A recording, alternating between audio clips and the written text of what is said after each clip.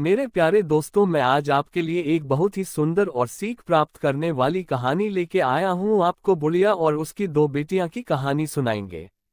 हम अक्सर मंजिल पाने से पहले ही थक जाते हैं और संघर्ष करते करते खो जाते हैं। वैसे किस्मत तो हमेशा हमारे कर्म से ही तय होती है, लेकिन अगर कभी आपका सामना अपने बुरे समय से भी हो जाए तो ऐसा क्या करें कि आपका दुर्भाग्य ही आपका सौभाग्य में बदल जाए। एक बुरे दिन के बाद एक अच्छा समय भी आपके इंतजार में बैठा ही रहेगा। लेकिन अक्सर लोग ये समझ नहीं पाते और हमेशा ही उदासी के अंधकार में डूबे रहते हैं। जिनका बुरा दिन गुजरता है वह तो किसी की सलाह सुनने की भी राजी नहीं होते हैं। जो कोई उनको समझाने की कोशिश करता है वो उन पर ही गुस्सा करने लगते हैं। एक ऐसा विचार जो बहुत से अनुभवों को सिखाता है, यह एक हमारे जीवन का संदेश है जो बताता है कि इस बुरे समय से आप क्या क्या सीख सकते हैं।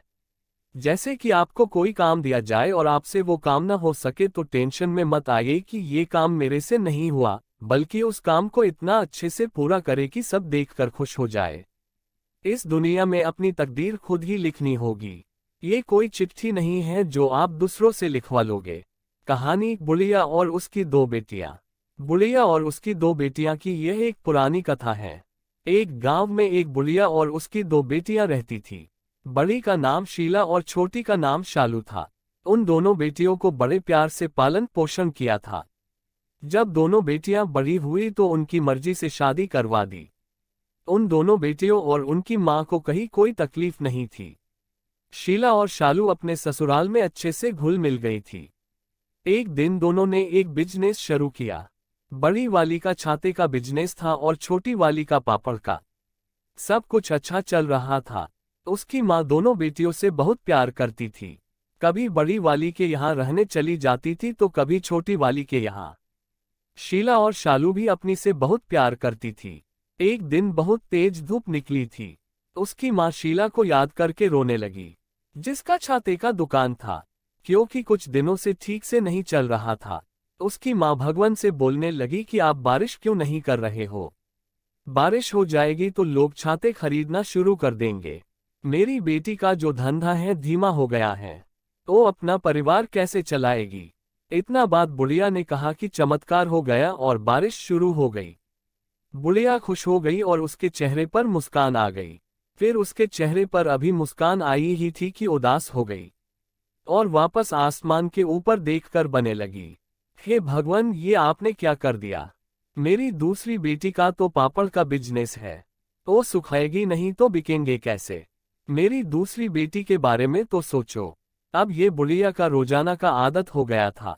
जिस दिन बारिश हो रही थी उस दिन कह रही थी कि धूप क्यों नहीं हो रही है, और जिस दिन धूप हो रही तो कह रही थी कि बारिश क्यों नहीं हो रही है।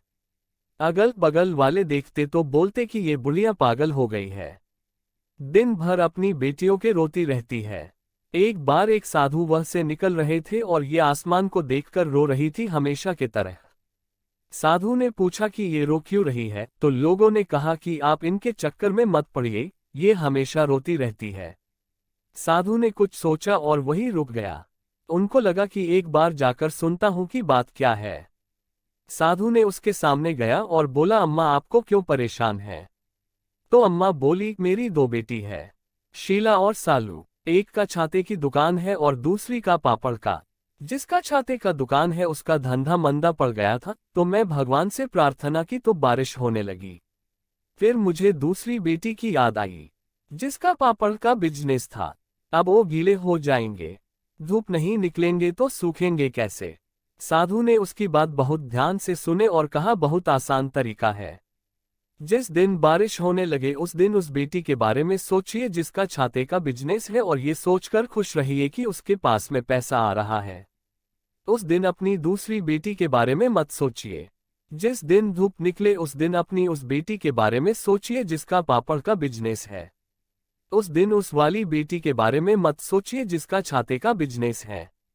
अम्मा को साधु की सारी बातें समझ में आ गई और उसके कही हुई बातों पर चलने लगी और खुश रहने लगी। तो दोस्तों, इस कहानी से क्या सीख मिली। इस बुढ़िया और उसकी दो बेटियां की कहानी से हमें यही सीख मिलती है कि बुरे समय में इंसान की हिम्मत टूट जाती है। जब भी आपके जीवन में ऐसा समय आए तो बहुत ही शांत रहे और अपने आप को संभाल कर रखे। बुढ़िया और उसकी दो बेटियां की कहानी आपको कैसी लगी हमें कमेंट करके जरूर बताएं। और मेरे चैनल को सब्सक्राइब करें। आपका दिन शुभ हो।